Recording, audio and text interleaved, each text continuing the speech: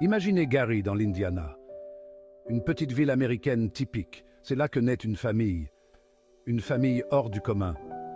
Les Jackson, 9 enfants, un père autoritaire, une passion commune, la musique. Le père, Joe Jackson, est ouvrier, mais aussi un passionné de musique. Il transmet son amour du rhythm and blues à ses fils. Il les pousse à travailler d'arrache-pied, à répéter sans relâche. La fratrie se transforme en groupe. Les Jackson 5.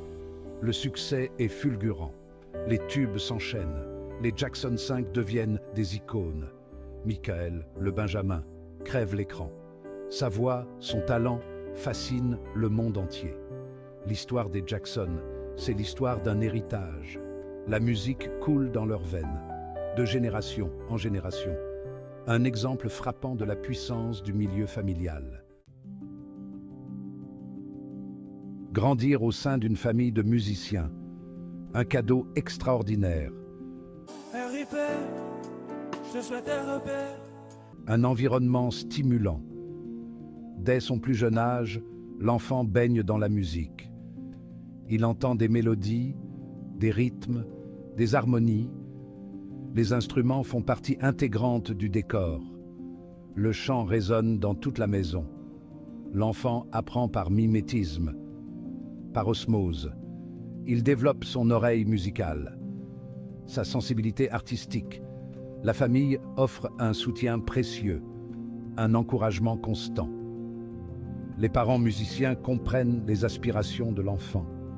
Ils partagent leur expérience, leur réseau. Mais grandir dans l'ombre d'un parent célèbre peut s'avérer être un défi de taille.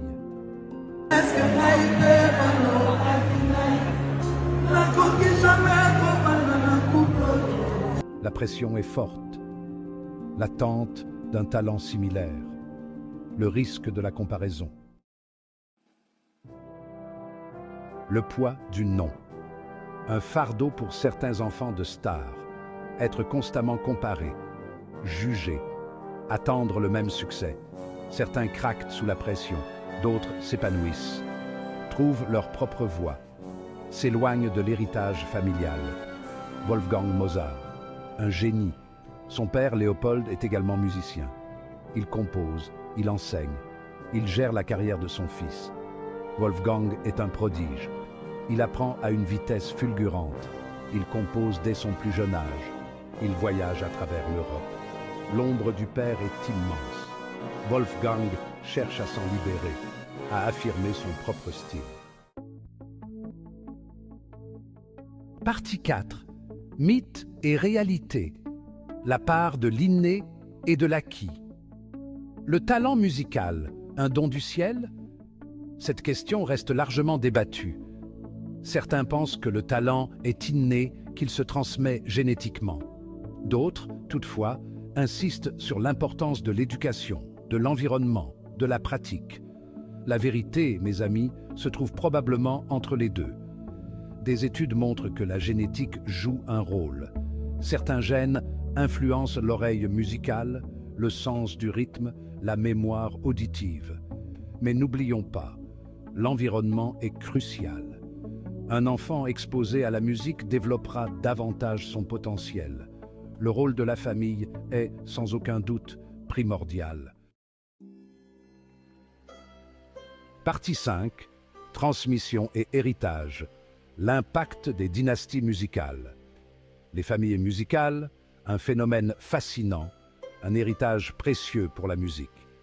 Ces familles, elles transmettent des traditions, des styles, des techniques, de génération en génération. Elles nourrissent l'histoire de la musique, enrichissent le patrimoine culturel. Pensons au Bach, au Strauss, au Marsalis. Ces familles témoignent de la puissance de la musique, de sa capacité à rassembler, à inspirer, à transcender les générations. La musique dans le sang, un héritage, une passion, une histoire de famille.